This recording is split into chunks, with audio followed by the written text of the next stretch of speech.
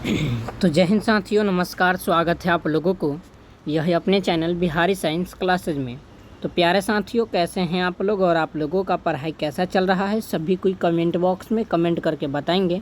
और ये आज के क्लास में हम लोग पढ़ने वाले हैं क्लास 12 हिंदी के चैप्टर नंबर 11 से लेकर के चैप्टर नंबर 13 तक के जितने भी ऑब्जेक्टिव क्वेश्चन बनेगा वो पूरा ऑब्जेक्टिव क्वेश्चन आज इस क्लास के माध्यम से हम लोग करने वाले हैं।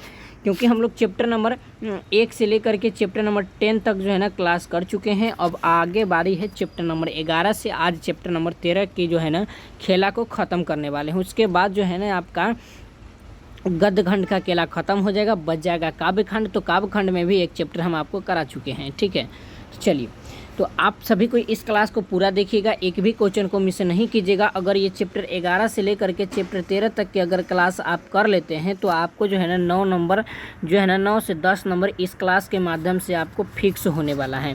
तो इस क्लास को पूरा देखिएगा, एक भी क्वेश्चन को मिस नहीं कीजिएगा। और हर एक दोस्त और हर एक मित्र के यहाँ इस वीडियो को ईमानदारी के साथ शेयर कर दीजिए, जिससे उनका भी जो है ना 8 से 9 नंबर मेरे भाई इस क्लास के माध्यम से उनको भी कंप्लीट हो सके, ठीक है। तो जो भी अपने मित्र दोस्त को अपने साथ भाई साहब बेहतर के लिए सोच रहे हैं तो जल्दी से क्लास को शेयर कर दीजिए। और एकदम ईमानदारी के साथ आप हर क्वेश्चन का आंसर जो है ना कमेंट बॉक्स में कमेंट करते हुए चलिएगा, ठीक है। अगर क्लास को लाइक नहीं किए हैं तो क्लास को लाइक कर लीजिएगा और चैनल पे नए हैं तो चैनल को सब्सक्राइब कर लीजिएगा, ठीक है। तो चलिए क्लास को स्टार्ट करते हैं। क्वेश्चन है कि हंसते हुए मेरा अकेलापन के लेखक कौन है। सो प्यारे साथियों, इनमें से कौन है हंसते हुए मेरा अकेलापन जो लिखे थे, ये मलिया जी लिखे थे। ऑप्शन नंबर बी इज बिल्कुल करेक्ट जवाब। चलिए, बहुत बढ़िया।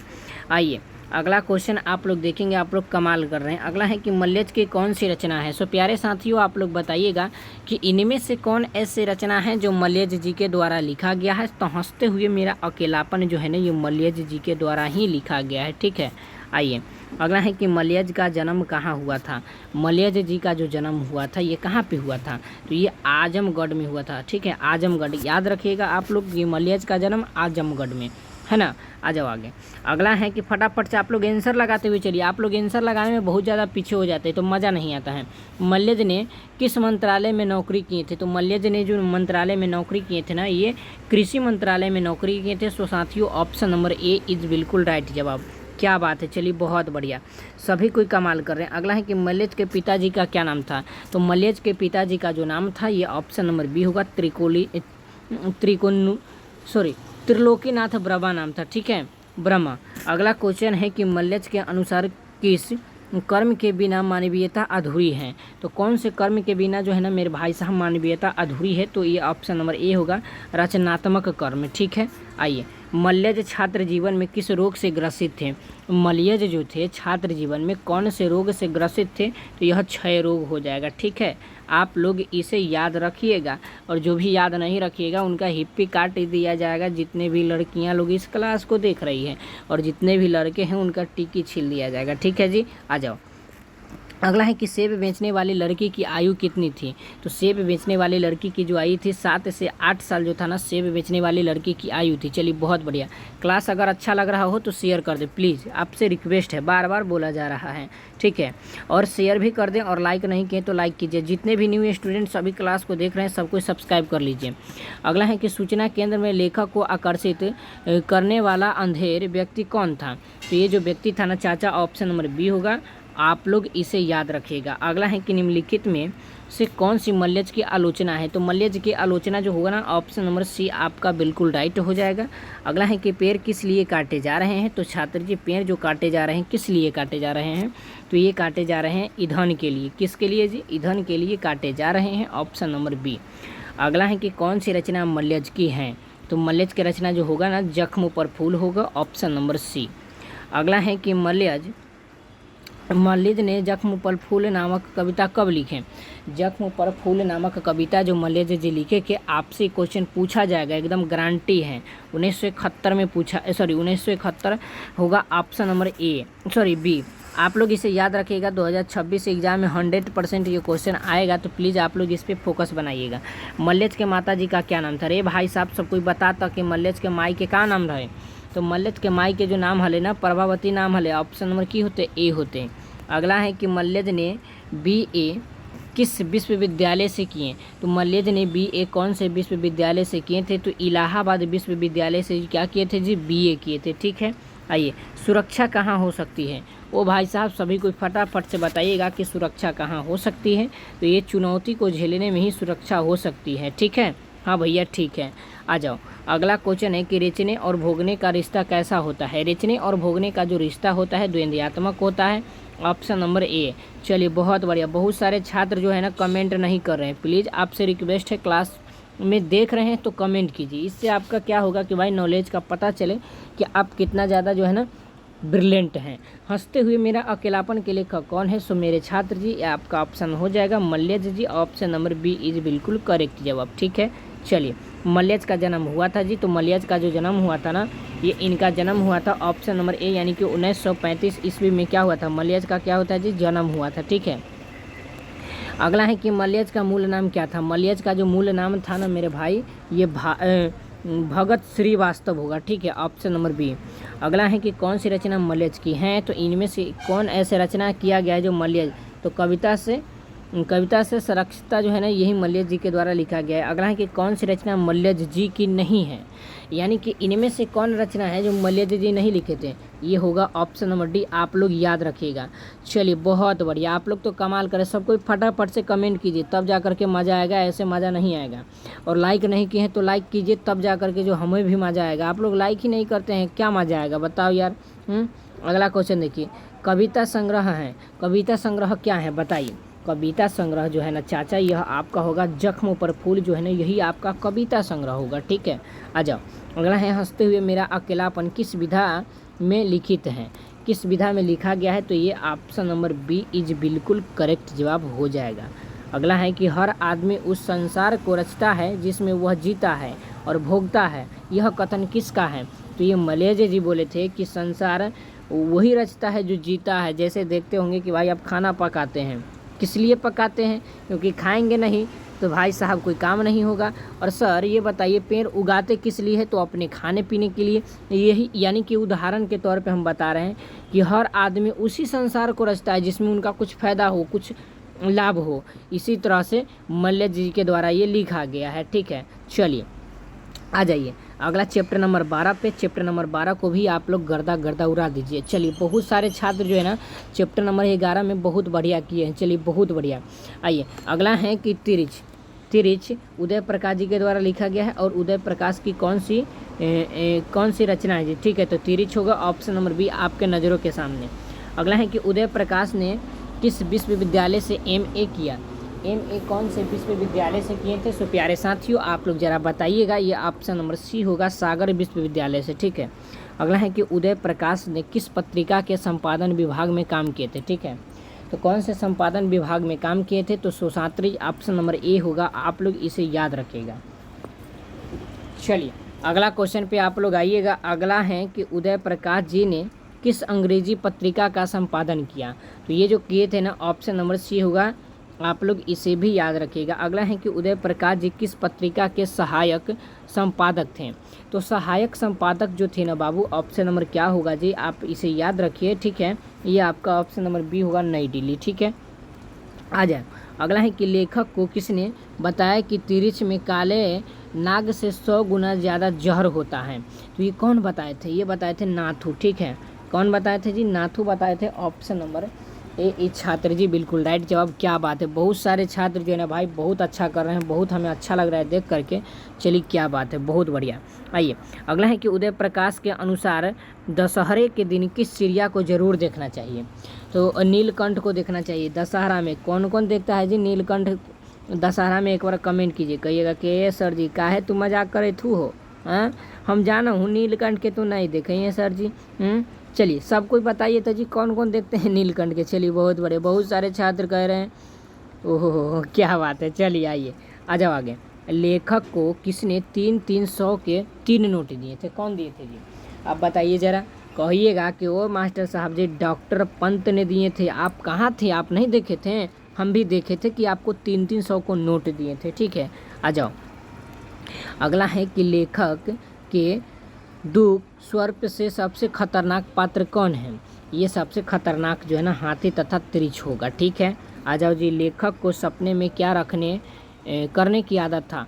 भाई लेखक को सपना में जो था ना, क्या करने की आदत था पता है? बेचारा बोलता बहुत था, सपना में कह रहा था आहा, हमारा पास एगो बंगला है, एगो गाड़ी है, 4 चक्का है, मतलब खूब सपना रहे हैं। देखते होंगे कि जब आप लोग भी रात में सोते होंगे तो बहुत सारे छात्र जी तो गाड़ी बंगला के बारे में कम सोचते हैं और ज़्यादा ये सोचते कि रे फलानमा की बेटियाँ हमरा से फंस जैतो है ना तो बड़ा बढ़िया रहो, यानी कि गलत गलत सपना। लेकिन इन्हीं में ऐसा नहीं था, इनमें क्या था, चीखना चिल्लाना, धर धर धर मार मार मार, भाग लो रे, मतलब जो फ्री फायर दिन में खेलते होंगे वो रात में उसी तरह से करते होंगे जिस तरह से लेखक करते थे। ठीक है, ऑप्शन नंबर डी होगा।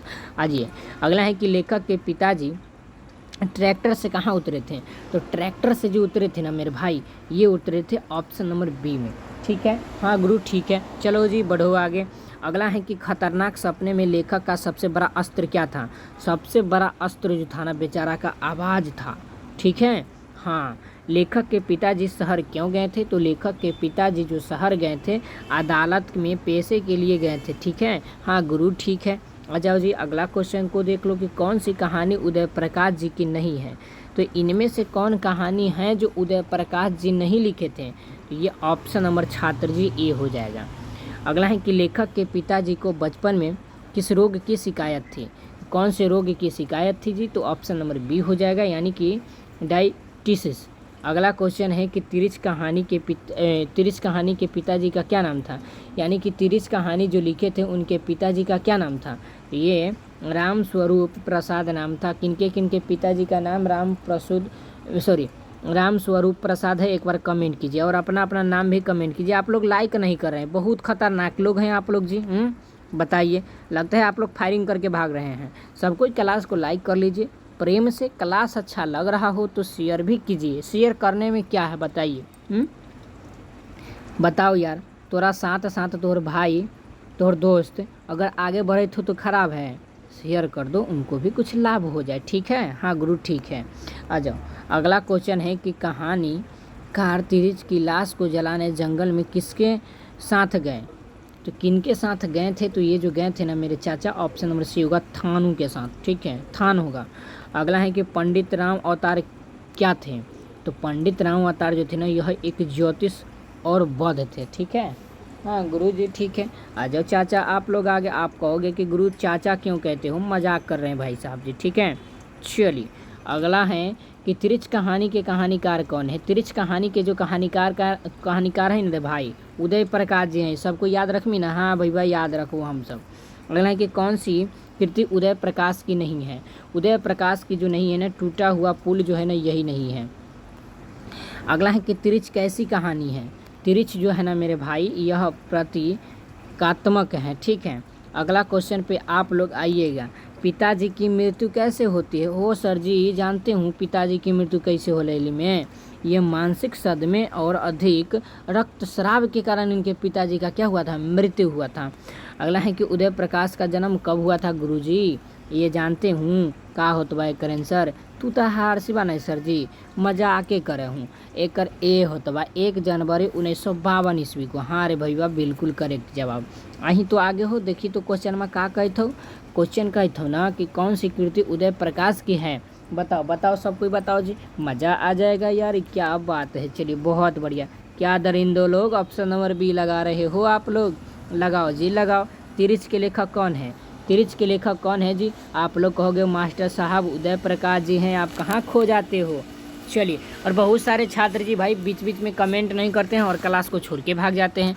इनको लगता है भाई साहब फ्री फायर खिलाना होगा, अब खिलाना होगा ना। अगला है तरिक्त क्या होता है? तरिक्त जो होता है ना चाचा, ये ऑप्शन नंबर क्या होगा? आपका डी होगा। आप इसे याद रख लीजिए। ठीक है, हाँ गुरु ठीक है, बिल्कुल राइट जवाब। आप तो कमाल कर रहे हो मास्टर साहब।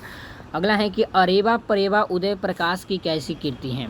अरेबा परेबा उदय प्रकाश की कहानी संग्रह रे भाई, याद रखी ना, तू मजाके करे थी हो। अगला क्वेश्चन देख लीजिए कि कहानीकार को सपने में बोलने और चीखने की आदत यह किसने बतलाया? तो अब बताइएगा ज़रा एक बात भाई, माँ तो माँ होती है, माँ तो है ना सब पे फोकस करती कि कौन क्या कर रहा है। अगर आप किसी लड़की से भी बात करते होंगे ना भाई साहब, कोई तो नहीं पकड़ पाएगी, लेकिन आपका माताजी पकड़ लेगी। या कोई लड़कियां लड़के से अगर बात करती होंगी तो उनके माताजी अवश्य पकड़ लेंगी, क्योंकि ये मेरा वादा है। कोई के भी भाई साहब माताजी अपने बच्चे पे बहुत ज़्यादा फोकस करती हैं कि कहाँ क्या कर रहा है, समझे कि नहीं। तो तनी बच के, और मेकअप भी कम लगाना है आप लोगों को। आप लोग ज़्यादा मेकअप मार लेते हैं, इसलिए पकड़ा जाते हैं, ठीक है। आ जाओ। अगला है कि तिरछ को कैसी कहानी माना जाता है। तिरछ के कैसी कहानी माना जाता है जी, तो ये ऑप्शन नंबर सी जैसा माना जाता है, ठीक है। ओए मास्टर आगे बढ़ जाओ यार, आगे बढ़ गए भैया। तिरछ कहानी की केंद्रीय घटना का संबंध किससे है? किससे है जी? आप कहोगे कि सर जी कहानीकार के पिता से हैं, ठीक है। ऑप्शन नंबर सर जी सी होइत बा। बहुत बढ़िया रे भाई, तू तक कमाल करे थी, सब कोई कमाल करे थी। ऐसी करके क्लास को शेयर करो और मित्र को भी बुलाओ, और जो भी क्षेत्र न्यू है चैनल को यार सब्सक्राइब तो कर लो चाचा, लाइक नहीं किया हो तो लाइक भी कर लो, बार बार बोल रहे हैं, ठीक है। और आप लोगों को फ्री PDF से नोट्स जो है ना मिलेगा, इसके लिए चिंता नहीं करना है, हर चीज़ का लिंक डिस्क्रिप्शन में दिया गया है, ठीक है जी। आ जाओ। अगला क्वेश्चन चैप्टर नंबर 13 पे हम लोग आते हैं, और ये गद्य खंड का सेवा आज समाप्त करके जाते हैं, ठीक है। अगला है कि जय कृष्ण मूर्ति कि इनमें से कौन सी रचना है, बताइए। रोज लिखे थे, नहीं सर जी। बातचीत, ये हो ना सर जी। संपूर्ण क्रांति, ना मास्टर ना, ये तो शिक्षा लिखे थे। ओहो हो, क्या बात है, बहुत बढ़िया। जय कृष्ण मूर्ति का जन्म कहाँ हुआ था? कहाँ होले है बताही तो सब कोई। सर जी तू का गजब बात करे तू सर जी, आंध्र प्रदेश में न होले हल। हाँ सर जी बिल्कुल भी। चलो बबुआ बढ़ो आगे। अगला है कि माँ की मृत्यु के समय जय कृष्ण मूर्ति कितने वर्ष के थे? यहाँ पे गलत लिखा हुआ है ये वाला, ठीक है।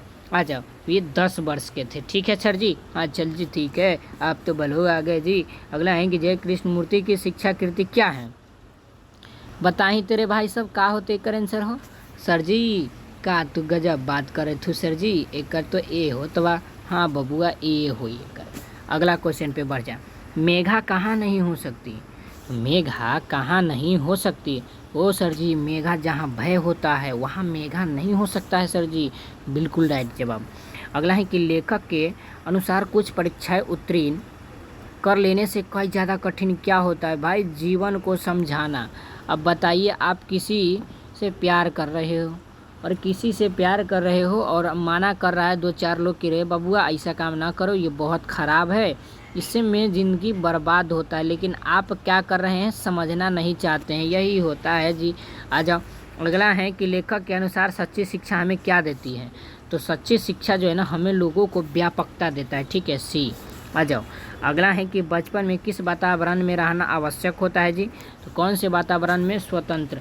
देखते होंगे आप किसी किसी जगह पे कि 2 साल के लड़का है, मान लो ये 2 साल के लड़का गोदी में सूतल है जी, गोदी में सूतल है कोई, ये दूध पी रहा है चमचुसिया से। अब बताओ एकरा दूध से ना मतलब है, दूध खत्म बात खत्म। अब तू एकरा 2 चोटी बांध दो, चाहे चश्मा पहना दो, चाहे काजर कर दो, चाहे लिपस्टिक कर दो, एकरा उससे कोई मतलब ही नहीं है, समझे कि नहीं। तो यही होता है जो बच्चा स्वतंत्र होता है। सबसे अच्छा ज़िंदगी क्या है? स्वतंत्रता है। यानी कि जब हम लोग बचपन में थे तो कोई चीज़ के टेंशन था जी, कुछो के नहीं। चलिए 2 थप मारो खा लिए, कोई दिक्कत नहीं है। अगला है कि ज़िंदगी का अर्थ क्या है? तो ज़िंदगी का जो अर्थ है रे बाबू याद रखिएगा, ऑप्शन नंबर ए होता है सत्य की खोज करना।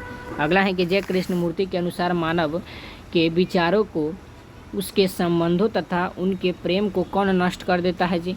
तो उनके जो प्रेम को जो नष्ट कर देता है ना, भय जो है ना, भय लोगों को भाई नष्ट कर देता है।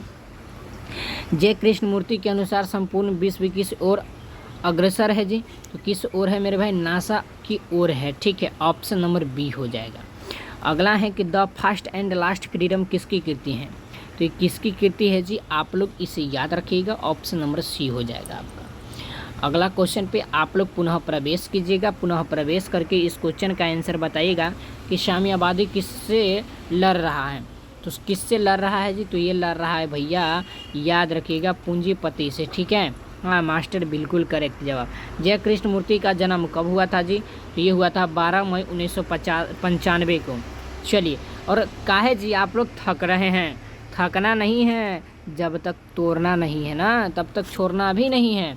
चलिए अगला है कि जय कृष्ण मूर्ति का पूरा नाम क्या था? बता ही हूँ का नाम हले? यदु कृष्ण मूर्ति नाम हले, याद रखिए सब कोई। अगला है कि the first and last freedom किसकी कृति है? सर जी जय कृष्ण मूर्ति के है ऑप्शन नंबर सी। अगला क्वेश्चन पे आप लोग आ जाओ कि जय कृष्ण मूर्ति के संबंध में कौन सा तथ्य सही है। तो कौन सा तथ्य सही है, तो वो ऑप्शन नंबर डी हो जाएगा आपका जी। अगला क्वेश्चन पे आप आइएगा कि शिक्षा पाठ के रचयिता कौन है। शिक्षा पाठ के जो रचयिता है ना, ऑप्शन नंबर डी हो जाएगा आपका। अगला क्वेश्चन पे आप आइएगा कि जय कृष्ण मूर्ति का जन्म किस राज्य में हुआ था। ठीक है, कौन से राज्य में हुआ था जी, बताओ यार। अरे यार कौन से राज्य में हुआ था सर जी, जानते हैं आंध्र प्रदेश में हुआ था। किसी को मत बताइएगा ना बबुआ, कोई के नहीं बताएंगे। अगला है कि लॉर्ड वेटर किस में विश्व शिक्षक के रूप में देखते हैं। तो ये देखते हैं भाई साहब राजेंद्र प्रसाद जी को। ठीक है, ओहो सॉरी चाचा लोग, ऑप्शन नंबर डी होगा इसका, यानी कि जय कृष्ण मूर्ति होंगे। ठीक है, आ जाओ। जय कृष्ण मूर्ति की इनमें से कौन सी रचना है। तो इनमें से जो इनके द्वारा रचना किया गया है ये शिक्षा होगा, ऑप्शन नंबर डी। ठीक है, चलिए। और आप लोगों को बता दें साथियों कि चैप्टर नंबर 11 से लेकर के चैप्टर नंबर 12 और चैप्टर नंबर 13 का जो है ना खेला को हम लोग क्या किए जी, ख़त्म किए। ठीक है, खेला को क्या किए जी, ख़त्म किए। और पूरा जो है ना आपका गद्य खंड जो है ना छात्र जी आपका क्या हुआ जी, कंप्लीट हो गया। ठीक है, कंप्लीट हो गया। और आप लोग अब बताइएगा कि चैप्टर नंबर छात्र जी, चैप्टर नंबर जो है ना 11 में 25 ऑब्जेक्टिव, छात्र जी 12 में 30 ऑब्जेक्टिव, छात्र जी 13 में 21 ऑब्जेक्टिव। अब बताइएगा जी कि आप जो है ना पूरे आज के क्लास के माध्यम से जो है पूरा का पूरा जो है आप इतना ओहो आप जो है ना यार किधर गया भाई साहब, 76 ऑब्जेक्टिव को जो है ना आप कंप्लीट किए। तो छात्र आप ज़रा हमें बताइएगा, ठीक है, कि आपका जो है ना क्लास में मज़ा आया कि नहीं आया, क्लास कैसा लगा, अच्छा लगा कि नहीं लगा। आप ज़रा एक बार कमेंट बॉक्स के माध्यम से कमेंट करके बताएंगे। और इस पूरे 76 ऑब्जेक्टिव में से आपका कितना सही हुआ है ये आप कमेंट बॉक्स में कमेंट करके बताएंगे। ठीक है, चलिए देखते हैं कि कौन कौन स्टूडेंट्स हमें कमेंट बॉक्स में कमेंट करके बतलाते हैं और कौन कौन नहीं बतलाते हैं। ठीक है जी, चलिए बहुत बढ़िया, क्या बात है। आइए चलिए और बताइएगा यह भी आपको चैप्टर नंबर 1 से चैप्टर नंबर 10 तक का PDF मिला कि नहीं मिला। अगर नहीं मिला हो तो आप हमारे इस दिए गए व्हाट्सअप नंबर पे व्हाट्सअप पे मैसेज कर सकते हैं और कॉल भी कर करके आप पूछ सकते हैं या ले सकते हैं PDFs को। ठीक है, बिल्कुल फ्री में, कोई जोर ज़बरदस्ती नहीं। फ़ोन कर PDF प्राप्त कर भाई। ठीक, हाँ, तो अभी वाला क्लास का भी PDF आपको मिल जाएगा और कल वाला अगर ग्रुप में नहीं गया होगा तो वह भी हम आपको सेंड कर देंगे। और हर ग्रुप का लिंक डिस्क्रिप्शन में दिया गया है। आर्ट्स के जो भी स्टूडेंट्स होंगे आर्ट्स के चैनल का डिस्क्रिप्शन में लिंक दिया गया है, जाइए एंजॉय कीजिए। हर रोज़ चैनल पे जुड़ना बिल्कुल भी ना भूलें और ऑल पे क्लिक कर लीजिए, जिससे आपको क्लास का नोटिफिकेशन सबसे पहले आप तक पहुंचना बिल्कुल ना भूलें। ठीक है, और मिलते हैं फिर किसी और नेक्स्ट वीडियो में। तब तक के लिए जय हिंद, वंदे मातरम।